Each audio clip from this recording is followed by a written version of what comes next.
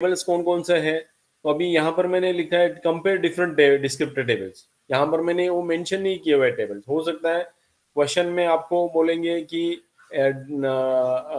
Differentiate जीडीडी, एलडीडी and IDD, समझ रहे हो ना? तो क्वेश्चन वही है, बट खाली वर्डिंग्स बदला हुआ है। तो ये आपने ध्यान में रखना है कि डिस्क्रिप्टर टेबल्स जो है, टेबल्स है तो फिर 3 टेबल्स, जीडीडी, एलडीडी एंड आईडीडी। तो इसमें कोई कंफ्यूजन नहीं रहना चाहिए। नहीं तो क्या होता है जनरली कि डिस्क्रिप्टर टेबल लिखा है, आप लोग डिस्क्रिप्टर का डायग्राम ड्रॉ करते हैं, या फिर डिस्क्रिप्टर रजिस्टर्स के बारे में, जो डिस्क्रिप्टर टेबल रजिस्टर्स है उनके बारे में लिखते हैं। तो वो कंफ्यूजन अवॉइड करना है, ये ध्यान में रखो, ठीक है? तो ये कंपैरिजन है। तो अब ये अगर मैं आप लोगों को, जैसे क्वेश्चंस है अभी यहाँ पर, तो 8 मार्क ऐसे हमने लिखा था, बट अभी क्वेश्चन में जनरली जो वेटेज होता है वो कैसा होता है, 6 मैक्सिमम है, बराबर है? तो ऐसा डिवीजन हो सकता है कि जैसे अभी टोटल आपका पेपर 70 मार्क्स का है ना एंड सेम में, तो 4 यूनिट में उसको डिवाइड किया हुआ है। तो 4 यूनिट में उसका डिवीजन कैसे होगा? आपको क्या आइडिया है? क्वेश्चन पेपर का फॉर्मेट लास्ट टाइम आपने देखा होगा, क्या फॉर्मेट था?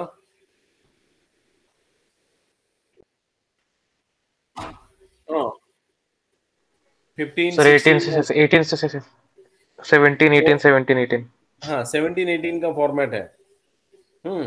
तो ये 17, 18 का कैलकुलेशन करेंगे तो 6 + 6 + 5 17 है, 6 + 6 + 6 इज 18।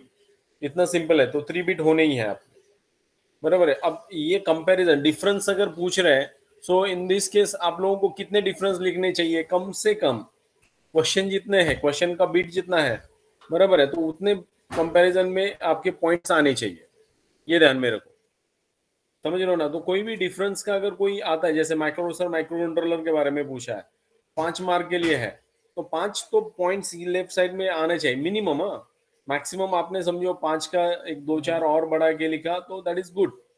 तो एग्जामिनर क्या फुल मार्क्स देगा? एकदम 5 का 5 कट टू कट लिखा, और कहीं पर उसको अगर एग्जामिनर को ऐसा लगा कि यार ये 2 बीट में थोड़ा सा कंफ्यूजिंग आंसर है, तो 5 में से 2 मार्क्स कट करके 3 मार्क रख देगा।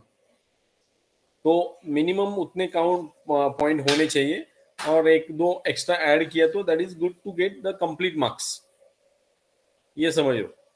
अब आगे जाके ये सेकंड बिट देखो क्या लिखा है, correlate use of various descriptor table registers, बराबर है? अब ये डिस्क्रिप्टर टेबल रजिस्टर्स फिर यहाँ पर आता है हमारे टेबल्स के जो रजिस्टर्स है, एलडीडीआर है, जीडीडीआर है एंड आईडीटीआर है, बराबर। अब यहाँ पर कोरिलेट यूज ऑफ, तो यहाँ पर एक्सपेक्टेड क्या रहता है?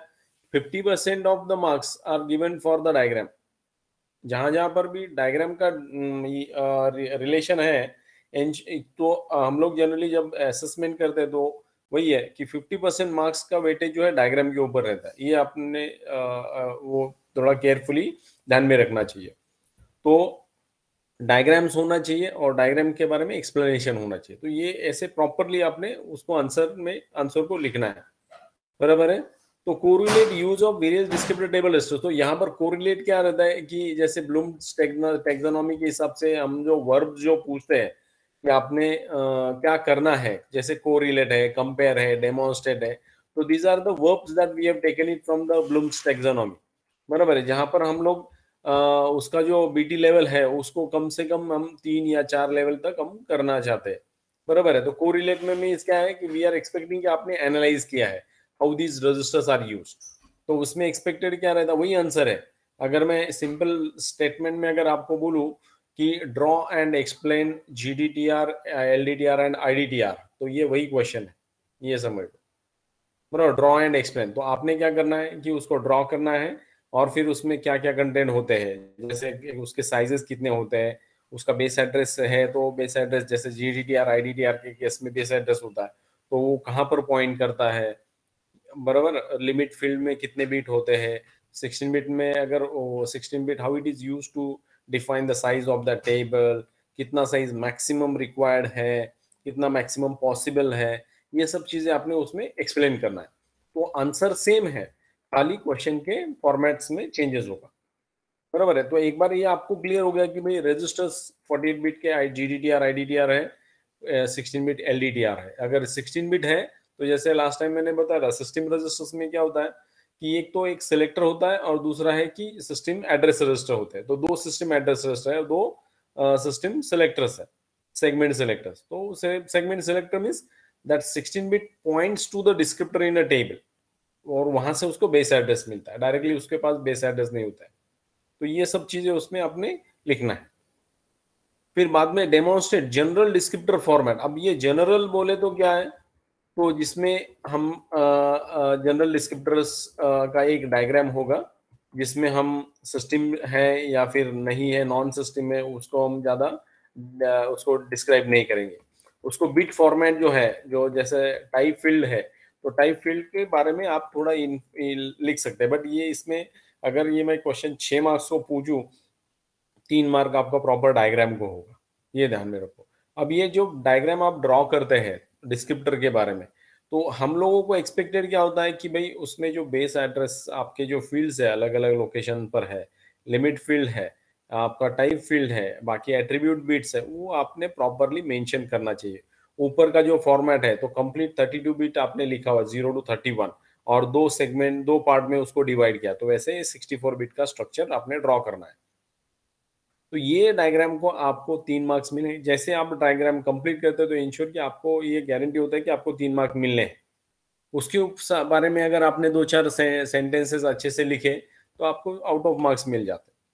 तो ये आप ध्यान में रखो। फिर बाद में आता है डेमोन्स्ट्रेट जनरल सेलेक्टर फॉर्मेट। तो ये सिंपल क्वेश्चंस क्या है, draw and explain selector, general selector format. तो जनरल सेलेक्टर फॉर्मेट 16 बिट का सेलेक्टर, RPL है, TI बिट है, इंडेक्स, तो ये सब उसमें होना चाहिए, डायग्राम प्लस उसका एक्सप्लेनेशन। बराबर है। तो ये जहां जहां डायग्राम है एंड एक्सप्लेनेशन है, वहां पर आप लोगों को ये ध्यान में रखना है 50% marks are for diagram and 50% marks for explanation. आगे जाके क्या है आपका segment translation process. Segment translation process में आपको क्या करना है, तो उसमें आपका सेगमेंट ट्रांसलेशन में जो आपका logical address to linear address translation उतना ही लिखना है। आगे जाके लीनियर एड्रेस को आपको फिजिकल में कन्वर्ट करने के लिए पेजिंग का लिखने की जरूरत नहीं है। बराबर है। उसमें आपने आपके डायग्राम में क्या होना चाहिए, तो डायग्राम में आपका सिलेक्टर विथ ऑफसेट ऐसा होना चाहिए। जनरली जब सेगमेंट ट्रांसलेशन की बात करते हैं तो सिलेक्टर के साथ ऑफसेट आता है, ये बहुत सारे लोग लिखते नहीं है। तो ऑफसेट अगर नहीं लिखा तो आपको 50% मार्क्स मिलेंगे। क्यों? क्योंकि वो offset is the mandatory part of your logical address. फिर वही ऐड करने के बाद बेस एड्रेस के साथ लीनियर एड्रेस बनता है। तो ये जो प्रॉपर डायग्राम है, selector TI bit selects the table, index selects the descriptor gives you base address added with the offset generates a linear address। इतना सिंपल लॉजिक आपने ये पढ़ा होगा। तो ये इतना सिंपल फ्लो जो है वो डायग्राम में दिखना चाहिए, एक डायग्राम एंड उसके बारे में एक्सप्लेनेशन। बराबर। अब अगर आपने सिलेक्टर अगर अच्छे से पढ़ा तो आपको ये जो सेगमेंट ट्रांसलेशन प्रोसेस जो है वो आपको एकदम इजी से आएगा। क्यों? क्योंकि उसमें सिलेक्टर के बारे में ही ज्यादा कंट्रीब्यूशन है। Selector selects the descriptor, how it selects, तो उसमें TI bit selects the table, index field selects the descriptor, from descriptor what you get the base address, right? And timing we will not focus on the protection part. So base address mila, base address added with offset gives you the linear address। 6 जो bit है वो क्या है, page translation के ऊपर है। तो ये जो 2 बिट है या फिर ये जो 3 बिट है, ये समझ लो कि ये इसमें से आपको एक तो लिखना ही है। बराबर है। एक तो ये हम जनरली ये 3 बिट जो होते हैं, कंप्लीट एड्रेस ट्रांसलेशन हो या फिर सेगमेंट ट्रांसलेशन हो या पेज ट्रांसलेशन, ये हम एक बिट कंपलसरी, वो क्वेश्चन में जो पहला एंड दूसरा जो उसमें एक एक बिट तो कंपलसरी होता है। बराबर है। तो ये आपने ये इसको प्रॉपरली, ये जो एड्रेस ट्रांसलेशन का है वो प्रॉपर स्टडी करो। बराबर है। पेज ट्रांसलेशन में क्या होता है, फिर आपका लीनियर एड्रेस लिखता है। लीनियर एड्रेस में 3 फील्ड होते हैं। तो GDTR points to the page directory, page directory base address, page directory में से जो PDE एंट्री है that is selected by the DIR field of your linear address. तो लीनियर एड्रेस में से जो 3 फील्ड में से जो अपर पार्ट है उसको प्रॉपरली उसको पॉइंट करवाना है डायरेक्टरी में। डायरेक्टरी में से आपको मिलता है आगे वाला जो बेस एड्रेस है PTE का, पेज टेबल का, और पेज टेबल में से जो एंट्री हमें आइडेंटिफाई करना है that will be taken from the your linear address, वहां से वो पॉइंटर दिखाना है, बराबर है। और वैसे आपका जो लास्ट वाला जो फ्रेम पेज जो एक्सेस होता है, वो पेज में आपने 12 बिट जो लोअर 12 बिट है that will be use to identify individual byte from the page table. तो ये यही डायग्राम आपको चाहिए आगे, और उसके पहले वाला सेगमेंट ट्रांसलेशन की लिखने की जरूरत नहीं है। और यहाँ पर ये जो 7th क्वेश्चन है उसमें क्लियरली मेंशन किया करते हैं हम लोग कि जनरली फ्लो चार्ट। अब ये फ्लो चार्ट मीन्स कौन सा फ्लो चार्ट है, तो जिसमें हमने मेंशन किया है कि logical address is translated, so that is a mandatory process using the segment translation process. Segment translation process gives you the linear address. If paging is enabled, then it will go to page translation. If not, then it will directly go to the point where it generates, it is treated as physical address. अगर paging enable है तो it will go for page translation, page translation gives you the physical address. तो ये flow chart के साथ explain करना है। बहुत सारे स्टूडेंट वो पूरा डायग्राम ड्रॉ करते हैं, तो एक्सपेक्टेड नहीं होता है, बट वो डायग्राम अगर आपने लिखा तो इसका मतलब ये नहीं कि वो गलत आंसर है, इट इज ऑल्सो करेक्ट, तो हम लोग उसको भी मार्क्स देते थे, फुल मार्क्स। बट अननेसेसरी उसका लेंथ बढ़ता है, टाइम आपका वेस्ट होता है। तो यहाँ पर फ्लो चार्ट एक्सपेक्टेड है तो फ्लो चार्ट ही लिखो, समझ रहे हो। तो ये जो सब टॉपिक्स है ये एक बार आपने पढ़ा तो उसमें समझो, हमने बताया कि भाई हमने क्वेश्चन पूछा कि कितने टाइप्स के डिस्क्रिप्टर्स होते हैं, बराबर है सिस्टम। तो ये आपने जब पढ़ा था यहाँ पर, तो ये डिस्क्रिप्टर के बारे में जब पढ़ा तो वहां पर क्लियरली है टाइप फील्ड में आपको सिस्टम नॉन सिस्टम डिस्क्रिप्टर्स है, तो उनके को कौन कौन से टाइप है। तो यहाँ क्वेश्चन नहीं है, बट आपको ये पता होना चाहिए कि भाई ये डिस्क्रिप्टर फॉर्मेट्स में अलग अलग टाइप्स है, जिसको ये सिस्टम में ये जो है नॉन सिस्टम आता है, ये सिस्टम डिस्क्रिप्टर आते हैं, बराबर है। तो ये आपको क्लियरली पता होना चाहिए, बराबर है। तो इसके ऊपर एक क्वेश्चन ऐसा भी बन सकता है कि list the system and non system descriptors, बराबर है। तो यहाँ पर लिस्टिंग करना है तो बोले तो इट इज एक्सपेक्टेड लिस्ट करके उसको थोड़ा एक दो लाइन में एक्सप्लेन भी करना है, राइट। ये हो गया आपका मेरी मैनेजमेंट के कुछ क्वेश्चंस हैं। फिर बाद में नीड ऑफ प्रोटेक्शन, मतलब ये प्रोटेक्शन मैकेनिज्म की नीड क्या है। यहाँ पर क्या है, ये पूरा थियोरेटिकल है, बट थियोरेटिकल है इसका मतलब ये नहीं कि भाई कुछ डायग्राम ड्रॉ नहीं करनी है।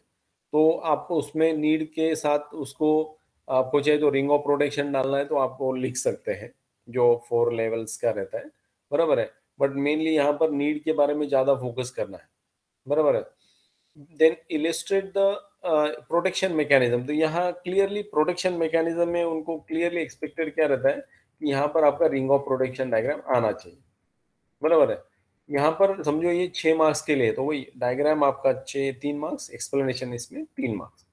अब उसके बाद थर्ड वाला आता है एक्सप्लेन वेरियस प्रिविलेज इंस्ट्रक्शन। तो जो प्रिविलेज इंस्ट्रक्शन का लिस्ट है, बराबर है, वो पहले प्रॉपर लिखो, एंड हर इंस्ट्रक्शन के बारे में थोड़ा थोड़ा इंफॉर्मेशन लिखो, बराबर। उसका प्रॉपर लिस्ट आपको पीपीटी में भी मिलेगा एंड आपके मैनुअल में भी मिलेगा। Then characteristic of, characterise the concept of, ये जो है बहुत ही इंपॉर्टेंट है। इसमें हो सकता है कि आईओपीएल भी ऐड हो जाए, बराबर है। तो ये जो शॉर्ट फॉर्म्स लिखे हैं, डीपीएल, सीपीएल, आरपीएल, ईपीएल, आईओपीएल, ये चीजें है क्या, उसका लॉन्ग फॉर्म क्या है। हमने बहुत बहुत ही इंटरेस्टिंग लॉन्ग फॉर्म्स इसमें असेसमेंट के टाइम पे हमें मिलते हैं। बहुत सारे बच्चे क्या क्या फंडे लगा के उसको डीपीएल को क्या बताते हैं, कुछ समझ में नहीं आता है, बराबर है। तो it should be very correct, बराबर है। तो ये descriptor privilege level, current privilege level, requester privilege level, effective privilege level, input output privilege level, ये प्रॉपर वर्डिंग में होना चाहिए। ऐसे नहीं कि भाई कोई भी कुछ भी याद आ गया तो कुछ भी लिख दिया, वहां से वो हम लोगों को क्या पता चलता है कि भाई ये क्लियर आइडिया नहीं है, तो इसलिए वहां पर मार्क्स हम काट देते हैं। अगर लॉन्ग फॉर्म गलत है तो इमिडिएटली उसको 0 मार्क्स कर देते हैं। अब यहाँ पर जनरली हम लोग क्या करते हैं कि 3 प्रिविलेज लेवल के बारे में ये शॉर्ट फॉर्म्स लिखते हैं 6 मार्क्स के लिए। तो 6 मार्क्स के लिए तो हर एक का 2-2 मार्क आएगा। तो डीपीएल का उसका शॉर्ट फॉर्म लिख के उसके बारे में लॉन्ग फॉर्म लिखो, लॉन्ग फॉर्म इसका ये डीपीएल कहाँ पर होता है ये एक्सप्लेन करो, उसका रोल क्या होता है ये हम आप एक्सप्लेन करेंगे तो आपको वो 2 मार्क्स कंप्लीटली दे देंगे। तो ये जो एक्सप्लेनेशन होता है, तो ये एक कम से कम एक 4-5 लाइन का होना चाहिए हर बिट का, तभी जाके उसके आपको कंप्लीट 2 मार्क्स मिल सकते हैं। देन बाद में रोल ऑफ कॉलगेट। अब ये कॉलगेट का मेन रोल क्या है, how it is helpful for inter privilege level transfer, ये आपको कॉलगेट के डायग्राम के साथ आपको एक्सप्लेन करना है। तो इसमें कौन से प्रिविलेज लेवल इन्वॉल्व होते हैं और कौन से कंपैरिजन में यूज होते हैं, एंड देन अकॉर्डिंगली वो कौन से means how it is change use to call the procedure which are at the higher privilege level. बराबर है। तो ये आपको क्लियरली फ्लो जो है वो एक्सप्लेन करने को आना चाहिए। यहाँ पर क्या इलुस्ट्रेट, इलुस्ट्रेट है तो फिर डायग्राम चाहिए एंड एक्सप्लेनेशन चाहिए। देन यहाँ पर correlate privilege levels and stack, this is very interesting one. यहाँ पर बहुत सारे बच्चों को पता नहीं चलता कि ये एग्जैक्टली है क्या। बराबर है। अब ये प्रिविलेज लेवल्स, कितने प्रिविलेज लेवल है, 4 है। उस हिसाब से आपका स्टैक, जो हर प्रिविलेज लेवल के लिए अलग अलग स्टैक होता है, ये हमने टीएसएस में पढ़ा था। टीएसएस का डायग्राम आपको मल्टीटास्किंग के पॉइंट में आता है, बट वहां पर वो टॉपिक है। बराबर है। वो टॉपिक को अच्छे से एक्सप्लेन किया वहां पर कि हर प्रिविलेज लेवल के अलग अलग स्टैक मेमोरी होती है, एंड जैसे ही कोई प्रोसीजर पर्टिकुलर प्रिविलेज लेवल में एग्जीक्यूट कर रहा है तो it is using its own stack. बराबर है। क्योंकि स्टैक ऐसी मेमोरी है कि that in which I can do push and pop operation. तो जैसे लोअर प्रिविलेज लेवल का अगर स्टैक, अगर if we allow lower privilege level instruction or the program to access the stack of higher privilege, in that case what will happen, जो higher privilege level का जो data है stack पर रखा हुआ, that it can modify। तो to avoid it, right, तो हर privilege level application के लिए अलग अलग stack दिए हुए, so that जो भी push pop ऑपरेशन होते हैं वो अपने अपने stack मेमोरी में वो करते हैं। तो यहाँ पर आप लोगों को ध्यान क्या देना है कि वो एग्जैक्टली exactly क्या है। बराबर है। SP0 हमने देखा था, SP0 है, SS0 है, SP1 है। तो वो अलग अलग प्रिविलेज लेवल्स होते हैं, ये आपको वो टीएसएस के वो डायग्राम में, और ये पर्टिकुलर टॉपिक आप देखेंगे तो को privilege level and stacks data sheet में, या वो जो मैनुअल हमने पीडीएफ शेयर किया हुआ है उसमें दिया हुआ है क्लियरली। तो वो आपको क्लियरली लिखना है वहां पर।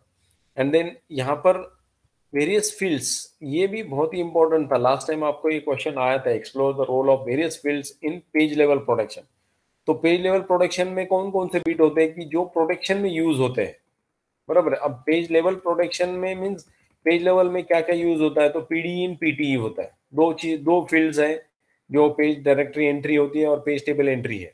उसमें कौन कौन से बिट होते हैं, तो यू ऑब्लिक एस है, आर ऑब्लिक डब्ल्यू है। बराबर। तो ये सब जो बिट्स है जो आपके पेज लेवल प्रोटेक्शन के लिए यूज होते हैं, बराबर है, वो सब चीजें यहाँ पर होना चाहिए। अब प्रोटेक्शन के प्रोटेक्शन जो चीजें हैं उसमें हमने देखा था कि टोटल 5 एस्पेक्ट्स है। बराबर। अलग अलग 5 एस्पेक्ट्स है, जिसमें सेगमेंटेशन के लिए all are applicable, and paging के लिए 3 आर एप्लीकेबल। तो ये सब जो एस्पेक्ट्स है, प्रोटेक्शन एस्पेक्ट्स, वो क्या होते हैं, वो कैसे उसका मींस यूज होता है, और कैसे उसको प्रोटेक्शन में चेक किया जाता है, वो सब आपको क्लियरली लिखने को आना चाहिए। तो ये एस्पेक्ट्स के बारे में भी यहाँ पर बिट में लिखा हुआ नहीं है, बट आपका ये जो प्रोटेक्शन मैकेनिज्म है इसमें वो आता है। Around 5 aspects. तो ये 5 एस्पेक्ट्स आपको क्लियरली पता होना चाहिए, ये ध्यान में रखो। ठीक है। अब 5th यूनिट में आते हैं हम लोग। तो 5th unit is associated to multitasking and virtual memory. तो मल्टीटास्किंग में, तो मल्टीटास्किंग एग्जैक्टली फीचर क्या है वो आपको क्लियरली पता होना चाहिए। अब ये पहला बिट देखो क्या है, ड्रॉ एंड एक्सप्लेन टीएसएस। यहाँ पर मैंने लिखा है टास्क स्टेट सेगमेंट। हो सकता है एग्जाम में टीएसएस ही लिखे। बराबर है। अब यहाँ पर कंफ्यूजन होता है, क्या होता है कि एग्जाम में आप पहले 2 बिट देखो क्या है, दोनों सेम टू सेम है। डिफरेंस क्या है, पहला वाला जो है टीएसएस के बारे में है, दूसरा वाला है टीएसएस डिस्क्रिप्टर के बारे में। बराबर है। तो टीएसएस जो है हमारा, टीएसएस क्या है, टास्क स्टेट सेगमेंट, वो जो बड़ा वाला डायग्राम है जिसमें अलग अलग रजिस्टर्स और स्टैक मेमोरीज और अपना ये जो अलग अलग रजिस्टर्स जो है, सिस्टम रजिस्टर, उसकी जो वैल्यू जो स्टोर होती है वो सब है, जिसमें हम लिखते हैं कि स्टैटिक फील्ड्स है, कुछ डायनेमिक फील्ड्स है, तो वो सब चीजें उसमें आती है। बराबर है। और TSS डिस्क्रिप्टर, तो वो descriptor means that is our 64 bit structure, बराबर, 8 बाइट स्ट्रक्चर। तो वही है कि नीचे 32 बिट, उसके ऊपर 32 बिट ड्रॉ करके उसका जो TSS के बारे में डिस्क्रिप्टर का जो अलग अलग फील्ड्स है, बेस एड्रेस हुआ, ये सब चीजें वहां पर आपने ड्रॉ करनी है। तो ये दोनों चीजों में डायग्राम 50% मार्क्स है, एक्सप्लेनेशन 50% मार्क्स, ये ध्यान में रखो। और ये कॉमन ही है, जहां तक आपका जो जो भी बिट आएगा जहां पर डायग्राम एक्सपेक्टेड है वहां पर 50% आपको मार्क्स डायग्राम्स को दिया जाता है। अब देखो रोल ऑफ टास्क रजिस्टर, अब यहाँ पर role of task register means क्या है, तो अल्टीमेटली आपको टास्क रजिस्टर उसमें ड्रॉ करना पड़ेगा। Task register how it is pointing to your TSS, बराबर है, वो आपको डायग्राम के थ्रू एक्सप्लेन करना होगा, बराबर है। तो ये रोल ऑफ टास्क रजिस्टर जो है, इसका एक डायग्राम भी है इंटरेस्टिंग, जो दिखाता है कि it is pointing to the TSS descriptor, from TSS descriptor we get the base address of TSS। तो वो सब जो फ्लो है वो उसमें होना चाहिए। और ये डायग्राम अगर आपने अच्छे से लिखा तो एक्सप्लेनेशन उसके बारे में आप इजीली लिख सकते हैं। तो जनरली मैं सजेस्ट करता हूँ हर वक्त जब भी MP का प्रिपरेशन करना है तो more focus should be on the diagrams, ये ध्यान में रखो। आपको डायग्राम अगर क्लियरली अंडरस्टैंड होता है तो you can write anything about that particular diagram, बराबर है, क्योंकि आपको डायग्राम क्लियरली पता है। तो आपकी खुद के वर्डिंग में आपने आंसर्स लिखा, दैट इज गुड, तो आपको उसमें अच्छे से मार्क्स आते हैं। ठीक है, तो ये हो गया। फिर बाद में है अपना TSS टास्क गेट डिस्क्रिप्टर। तो टास्क गेट डिस्क्रिप्टर्स के बारे में, तो यहाँ पर टास्क गेट डिस्क्रिप्टर, तो again it is a descriptor, बराबर है। तो वो डिस्क्रिप्टर का रोल क्या होता है, उसमें कौन कौन से फील्ड अलग है, बराबर है। तो ये टास्क गेट का प्रॉपर डायग्राम उसमें होना चाहिए, and how it is used उसके बारे में आपने एक्सप्लेन करना है। बाद में आता है हमारा वर्चुअल मोड। अब ये वर्चुअल मोड में इसके फीचर्स, तो ये फीचर्स मोस्टली जनरली ये वर्चुअल मोड के बारे में फीचर्स पूछे जाते हैं। तो अगर समझो 6 मार्क्स के लिए अगर पूछा है क्वेश्चन, तो आपको 6 कम से कम फीचर्स उसमें लिखने चाहिए, बराबर है। तो 6 से आप 8 तक फीचर्स लिख सकते हैं। देन मेमोरी मैनेजमेंट इन वर्चुअल मोड। अब मेमोरी मैनेजमेंट में जो एड्रेस ट्रांसलेशन मैकेनिज्म है, या फिर जैसे कितना मेमोरी एलोकेट होता है हर वर्चुअल मोड कोड के लिए, और फिर उसका जो डायग्राम है, राइट, वो आपको यहाँ पर लिखना चाहिए, बराबर। तो डायग्राम के साथ उसका एक्सप्लेनेशन चाहिए। Then entering and leaving the virtual mode. तो यहाँ पर entering and leaving virtual mode जो है, ये इसका जो डायग्राम है, बराबर है, वो डायग्राम के साथ उसको एक्सप्लेन करना है, बराबर है। तो जनरली मैंने एक बार ऐसे भी देखा है कि कोई भी वर्चुअल मोड का क्वेश्चन हो तो एंट्रिंग एंड लिविंग का डायग्राम ड्रॉ करके छोड़ देते थे बच्चे। तो ऐसा नहीं है, मेमोरी मैनेजमेंट के लिए अलग सा डायग्राम है, फीचर्स में तो डायग्राम की जरूरत नहीं है। यहाँ पर एंट्रिंग एंड लिविंग के लिए वो अलग सा डायग्राम है। तो ये कंसर्न पॉइंट और आपका डायग्राम वो मैच भी होना चाहिए, बराबर है। देन 6 यूनिट में कौन कौन से टॉपिक है, तो इंटरप्ट्स एंड एक्सेप्शन है, एंड माइक्रो कंट्रोलर है। तो इंटरप्ट्स एंड एक्सेप्शंस में क्या पूछा जा सकता है, तो जो 80386 का जो मैकेनिज्म है, how it is identifying the interrupt. तो जैसे कौन कौन से पॉइंट से बेसिकली इंटरप्ट आता है, वो आपको पता होना चाहिए। इंटरप्ट क्या होता है, एक्सेप्शन क्या होता है, वो क्लियरली आपको पता होना चाहिए, बराबर है। जैसे कोई इंटरप्ट आता है, मल्टीपल इंटरप्ट आते हैं, how those are handled, right. अब identifying the interrupt means what, तो जैसे उसका आईडी जो है, टाइप नंबर है, उससे आपको आइडेंटिफिकेशन मिलता है। तो वो ये सब चीजें, उसका एक प्रॉपर एक्सप्लेनेशन है, विद डायग्राम आप लिख सकते हैं, बराबर है। उसमें फिर आपको आईडीटी का डायग्राम है, आप उसमें ड्रॉ कर सकते हैं। देन आगे enabling and disabling interrupts. Enabling and disabling interrupts के बारे में आपको क्या पता है, तो इसमें अलग अलग सिचुएशंस में आपके इंटरप्ट्स इधर इनेबल्ड और डिसेबल्ड हो जाते हैं, बराबर है। तो जनरली हम लोग ये सोचते हैं कि INTR पे जो आता है that we can control it through IF, and that is only way to that is only bit associated enabling and disabling interrupt. मैंने आपको NMI के बारे में भी पढ़ाया था। NMI क्या है, basically it's a non maskable interrupt, but it also gets masked. How, तो how it is getting mask, so उसके लिए जो रीजन है ये प्रॉपर आपको एक्सप्लेन करना है कि how NMI itself disables the NMI, बराबर है। सो वो चीजें आपने प्रॉपरली लिखने हैं, ठीक है।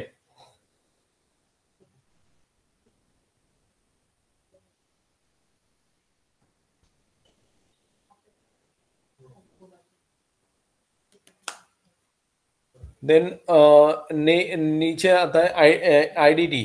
आईडीटी का तो यहाँ पर आईडीटी का डायग्राम क्लियर होना चाहिए, बराबर है। What is IDT? तो स्ट्रक्चर ऑफ आईडीटी, तो प्रॉपर आईडीटी का डायग्राम, उसमें हर जो टाइप्स है वो हर means at least we should have 5 to 6 entries.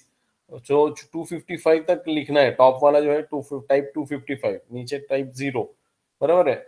फिर उसमें रिजर्व, सिस्टम रिजर्व कुछ बिट्स है, कुछ जो है जो ऊपर वाले जो है that is used for by the programmer, बराबर है। तो ये सब चीजें उसमें एक्सप्लेन होनी चाहिए। आईडीडी का जब भी आप एक्सप्लेन करेंगे तो उसमें आईडीडीआर का भी जिक्र होना चाहिए, you should mention it, right. So IDDR का, IDDR is used to point to this whenever the interrupts are service, बराबर है। And from this one of the entries you know access to get the entry point of the interrupt service routine. तो ये proper explanation होना चाहिए उसमें, ठीक है। Then ये आईडीटी के बारे में लिखा है, explain various descriptors present in IDT. तो ये इसमें क्या होता है कि जैसे मैं 6 मार्क्स के लिए क्वेश्चन पूछूं, तो जो अलग अलग डिस्क्रिप्टर्स जो आईडीटी में प्रेजेंट है, तो हर एक का उसका नाम, उसका एक्सप्लेनेशन प्रॉपरली लिखना चाहिए। और 6 मार्क्स के हिसाब से तो according to the weightage to that particular bit you need to write the answers. Next आता है draw and explain typical architecture of typical micro controllers architecture. तो ये 8051 का जनरली हम लोग ड्रॉ करने के लिए बोलते हैं, but there is a generalized micro controller structure as well, बराबर है, आर्किटेक्चर है, तो that also you can draw, बराबर है। बट ये ड्रॉ कर रहे हैं तो उसका प्रॉपर एक्सप्लेनेशन होना चाहिए। माइक्रो कंट्रोलर के बारे में लिख रहे हैं तो माइक्रो कंट्रोलर्स के कुछ फीचर्स भी आपको उसमें लिखने को आना चाहिए। फिर बाद में आता है डिफरेंशिएट माइक्रो प्रोसेसर माइक्रो। तो डिफरेंशिएट मीन्स अगेन 6 मार्क्स के लिए अगर क्वेश्चन है तो 6 पॉइंट्स मिनिमम, बराबर है। तो हम लोग जनरली क्या करते हैं, एक दो बिट पढ़ के आगे वाले कीवर्ड्स हम देखते हैं, right. And then accordingly we use to see कि भाई इसमें बिट जो दिए हैं, तो बिट में अगर समझो आपने 5 ही लिखे हैं तो जनरली विल गिव 5 मार्क्स, बराबर है, अगर अच्छे से करेक्ट लिखा है तो। अगर नहीं लिखा तो will will subtract few more marks from it. तो ये आपको ध्यान में रखना है। देन नेक्स्ट है 8051 के फीचर। तो यहाँ पर 8051 के बारे में आपने प्रॉपर फीचर लिखने चाहिए। This is not a generalize micro controller. तो 8051 में कितना रैम है, कितना रोम है, कितने पिंस है, कितने आईओ पोर्ट्स है, कितने टाइमर्स है, ये सब चीजें आपने उसमें मेंशन करना है, ठीक है। And then discuss about the applications. तो माइक्रो कंट्रोलर्स के अलग अलग एप्लीकेशन, 6 मार्क्स है तो 6 एप्लीकेशन होने चाहिए, इतना सिंपल है, बराबर। 5 मार्क है तो 5 एप्लीकेशन कम से कम लिखने चाहिए। अब ऐसा होता है कि ओनली लिस्टिंग इज सफिशिएंट और we need to explain it, so explanation जरूरी है। ओनली लिस्ट करके लिखा है कि I will be application following are the application, तो रिमोट कंट्रोल है, या फिर अलग अलग एम्बेडेड सिस्टम्स के बारे में आप लिख सकते हैं, जैसे रेफ्रिजरेटर है, वॉशिंग मशीन है, बट उसका एक्चुअली यूज कैसा है वो भी आपने एक्सप्लेन करना चाहिए, बराबर है। तो उसका मेन पर्पस क्या है, तो एक दो लाइन में उसका अगर एक्सप्लेन किया तो आपको जैसे डोमेस्टिक पर्पस में आता है, इंडस्ट्रियल पर्पस में आता है, तो वो भी आप उसको इंटरेस्टिंग बना सकते हैं। और इस पर्टिकुलर क्वेश्चन का ऐसा कोई स्पेसिफिक आंसर नहीं है, you can add any number of application, बराबर। बट ओनली थिंग इज अगर 6 मार्क के लिए है तो उसको एटलीस्ट वो पूरा एक जो पेज होता है आपका आंसर शीट का वो प्रॉपर लिखा लिखा होना चाहिए, बराबर है। तो ये हमारे टोटल जो चारों यूनिट के जो क्वेश्चंस है ये मैंने यहाँ पर डिस्कस किए, बराबर है। अब यहाँ अ, अगर आप देखते हैं यूनिट वाइज, मैं आपको सिलेबस ओपन करके दिखाता हूँ।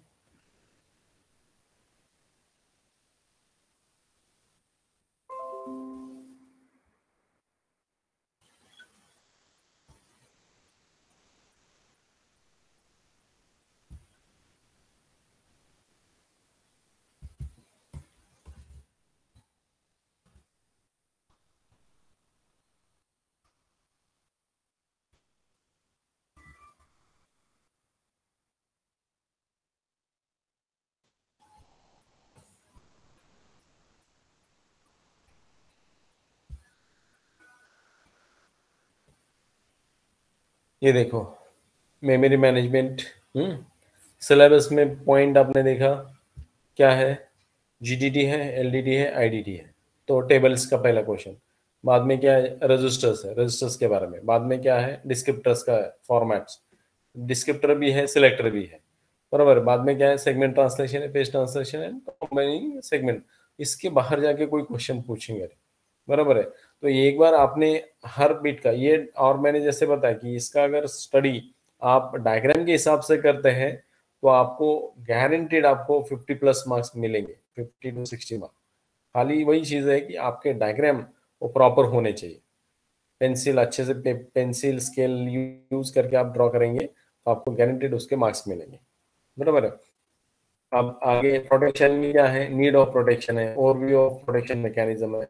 वही चीजें मैंने बताया, प्रोटेक्शन रिंग क्या है, इतने कितने लेवल्स होते हैं, इसके बारे में आपने एक्सप्लेन करना है। देन प्रिविलेज इंस्ट्रक्शन है, तो प्रॉपर इंस्ट्रक्शन आप लिस्ट करना है। अब ये प्रिविलेज इंस्ट्रक्शन का लिस्ट हमने पूछा है और बहुत सारे बच्चों ने तो जनरलाइज इंस्ट्रक्शन लिखे हुए हैं, तो ऐसा भी होता है।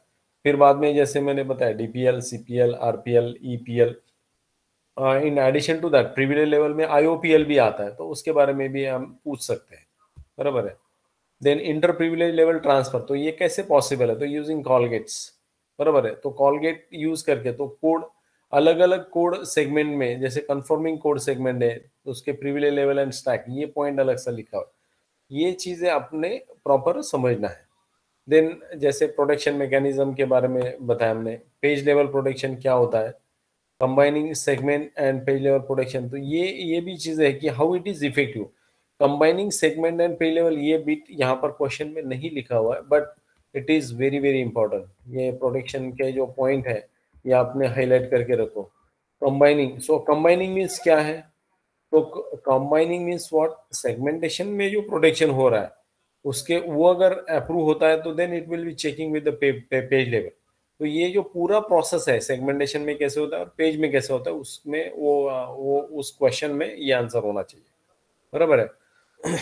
तो combining segment and page level, ये बिट यहाँ पीडीएफ में मैं चाहे तो इसको लिख देता हूँ।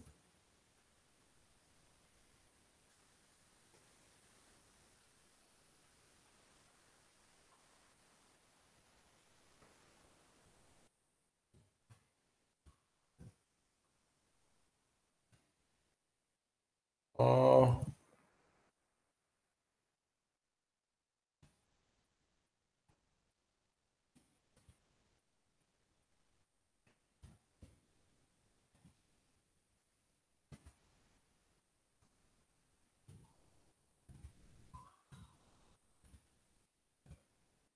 ठीक है, combining segment and page level protection mechanism, ये अगर मैं ऐसे पूछूं तो अल्टीमेटली क्या होगा कि आपको सेगमेंटेशन में जो प्रोटेक्शन मैकेनिज्म है और पेज लेवल का है वो इन शॉर्ट आपको लिखना है। तो इसमें मार्क्स डिवीजन कैसा है, 3 मार्क्स आपका सेगमेंटेशन के ऊपर जाएगा और 3 मार्क्स प्रिविलेज लेवल पर आएगा। अब ये क्वेश्चन का जो लेंथ है, तो आप बोलेंगे कि सर सेगमेंटेशन सेगमेंट लेवल का जो प्रोटेक्शन है उसका अगर अलग बिट आता है 6 मार्क्स के लिए, वही 6 मार्क्स आप दोनों मिला के अगर आंसर लिखेंगे तो ऐसा होगा कि वो एक्चुअली 12 मार्क्स का इतना बड़ा क्वेश्चन हो सकता है, पेज लेवल का 6 मार्क और सेगमेंट लेवल का 6 मार्क। बट ये कंबाइनिंग जब आता है तो उसमें इतना डिटेल में लिखने की जरूरत नहीं होते, बराबर है। ओनली उनके जो अलग अलग फील्ड्स जो है जो इन्वॉल्व होते हैं पेज लेवल या सेगमेंट लेवल के लिए, उतने ही आपने लिखना है। एंड देन तो लेंथ जैसे मैंने बताया 6 मार्क्स, तो पूरा कंप्लीट एक पेज तो भरा हुआ होना चाहिए कम से कम, हाँ। डायग्राम अगर है तो पूरा एक डायग्राम के लिए half space and half space जो है आपका टेक्स्ट पे होना चाहिए। तो ये पूरा ये चीजें इसमें ध्यान में रखो प्रोटेक्शन में। फिर बाद में मल्टीटास्किंग, मल्टीटास्किंग में क्या क्या इंपॉर्टेंट बताया मैंने, टीएसएस है तो पूरा डायग्राम, फिर static field, dynamic field, TSS descriptor तो उसका डायग्राम, टास्क रजिस्टर तो उसका डायग्राम एंड एक्सप्लेनेशन है, टास्क गेट डिस्क्रिप्टर वही है डायग्राम के बारे में। टास्क स्विचिंग, अब ये टास्क स्विचिंग का भी बहुत ही इंपॉर्टेंट क्वेश्चन है, राइट। यहाँ पर टास्क स्विचिंग के बारे में क्या क्वेश्चन पूछा है, टास्क स्विचिंग यहाँ पर नहीं लिखा हुआ, बट ये रोल ऑफ टास्क रजिस्टर जो है ये यहाँ पर लिखा हुआ है, तो that is associated to the task switching. बराबर है। तो ये टास्क स्विचिंग है। Task linking and task address space, ये जो पर्टिकुलर टॉपिक है, बराबर है। टास्क लिंकिंग, तो टास्क लिंकिंग जो है, जो जैसे एक टास्क से दूसरे तरफ टास्क की तरफ जब जाता है, मल्टी टास्क स्विचिंग जब होता है, तो how it is actually transferring control and how it is returning back to the previous task, ये प्रोसेस ये लिंकिंग में आपने एक्सप्लेन करना है। तो उसका एक डायग्राम है जो आप देख सकते हो। तो यहाँ पर टास्क लिंकिंग के ऊपर क्वेश्चन नहीं दिख रहा है, तो यू कैन ऐड, बराबर है। एक्सप्लेन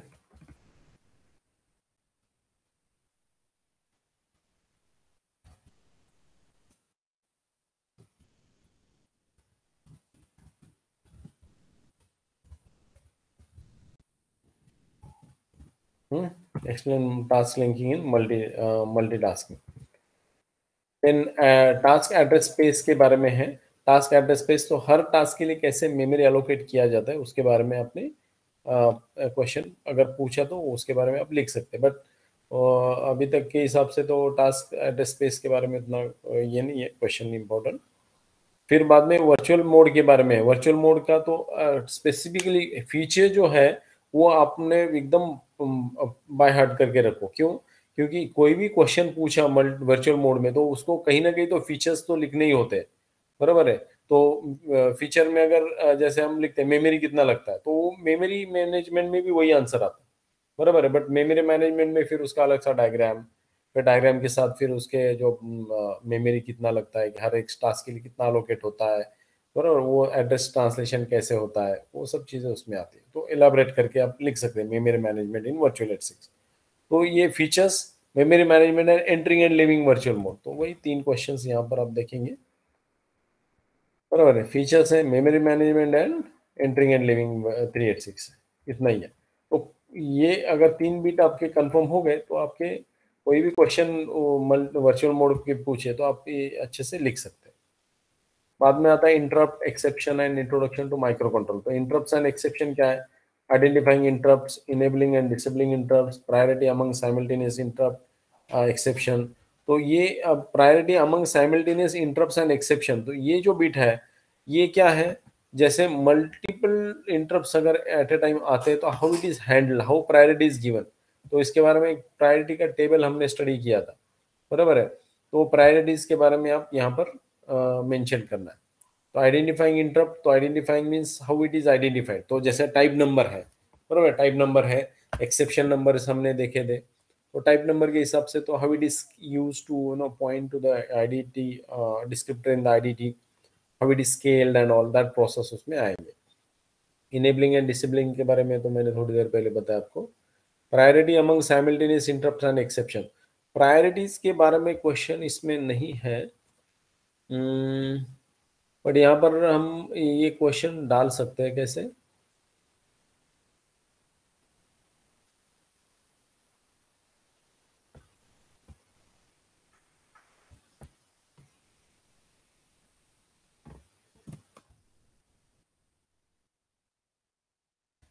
और इसको एक्सप्लेन में ही लिखते हैं,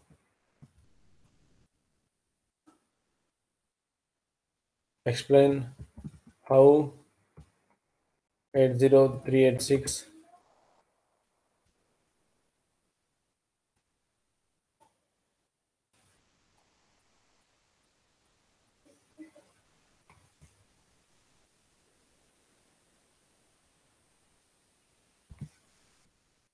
प्रायोरिटाइज प्रायोरिटाइज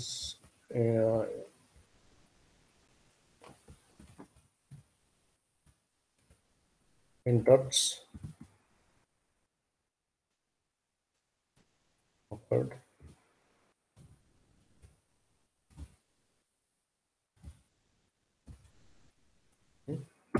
साइमल्टेनियसली। जैसे इंटरप्ट्स ऑकर अगर होते हैं तो how it is prioritizing it, वो मैकेनिज्म पूछा जा सकता है, बराबर है। देन यहाँ पर पूछा है आईडीटी डिस्क्रिप्टर के बारे में, interrupt task and interrupt procedures के बारे में, error code and exception code conditions. तो एक्सेप्शन के बारे में क्वेश्चन नहीं है यहाँ पर। यहाँ पर हम एक बिट है।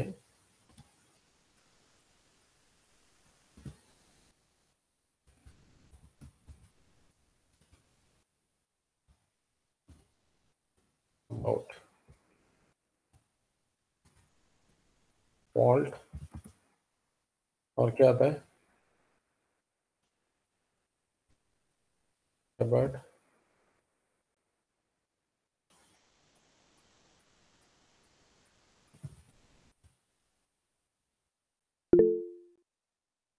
फॉल्ट अबाउट एंड ट्रैप है ना थर्ड वाला। हम्म।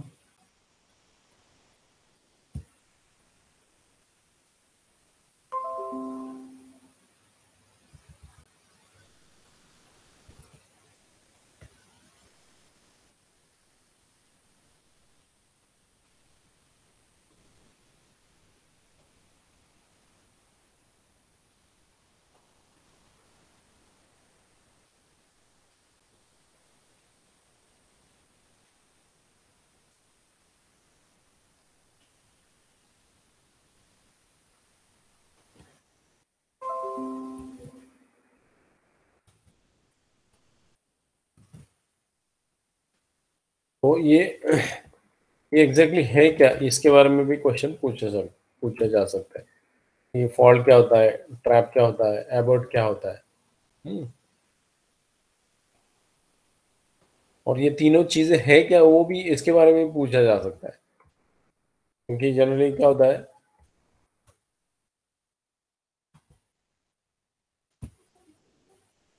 एंड एबॉर्ट है, ठीक है।